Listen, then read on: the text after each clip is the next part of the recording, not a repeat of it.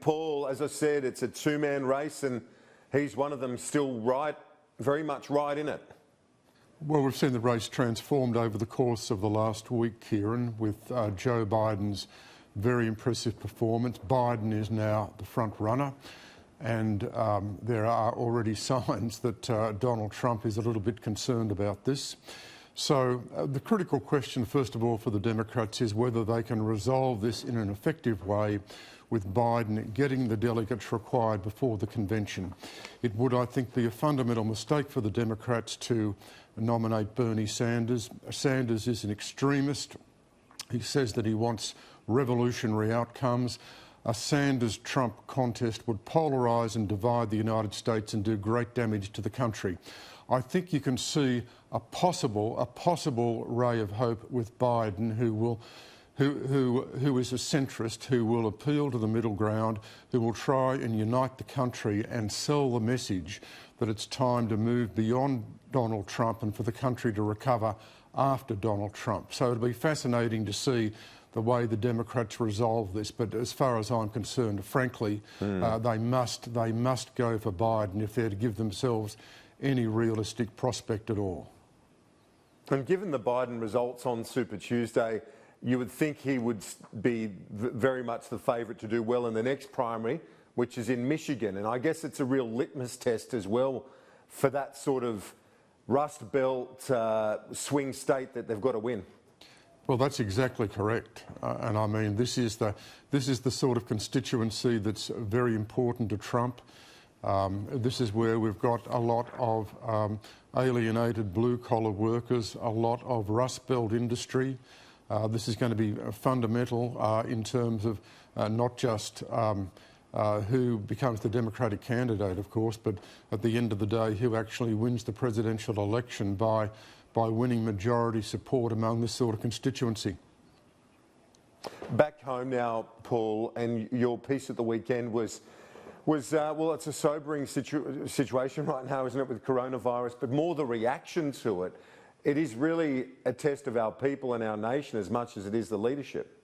Well, I think it is. I mean, we face this global pandemic, which is going to put our health system under enormous strain. We face a global economic downturn, a domestic economic downturn. So these are enormously difficult challenges. But beyond that, we've got this fundamental question about whether we're actually going to defeat ourselves. And this goes to how we respond to these challenges, whether our defining response is going to be a crisis of confidence, a lapse in confidence, and some sort of descent into our panic. And that would simply be defeating ourselves. That would make everything far worse. The reality is that our society faces the sort of health challenge we've never seen before. People are going to get sick. Some people will die.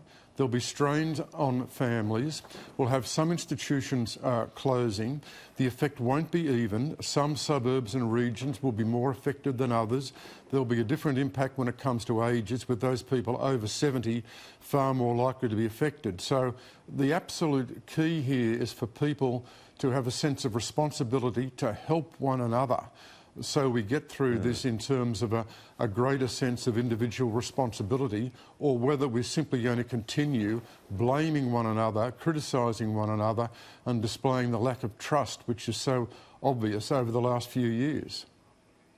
Yeah, it's a very valid point. On the economics of it all, Paul, how precarious are things? And a $10 billion stimulus, as Andrew Clennell reported, that's the rough number. What are the key elements to ensure it works? Well, it is precarious, Kieran, there's no question about that. Look, it seems to me that the key considerations for Scott Morrison here are that the package must be decisive, it must be bold. The worst mistake that Morrison can make is to undershoot. He's got to be aware of expectations in the community, and he's got to provide strong leadership, I think, with a bold and effective package. He's got to get the money out there as fast as possible for businesses, for jobs, but also, I think, geared to investment. He's got to decide exactly what the priority is. I think he's got to move on from some of the rhetoric he talked about last week. I think the priority has got to be maintaining economic activity over the budget bottom line. I think that's actually very, very important at this stage, and he's got to be aware of the fact that the government can act decisively and still be far, far short of the Kevin Rudd fiscal stimulus.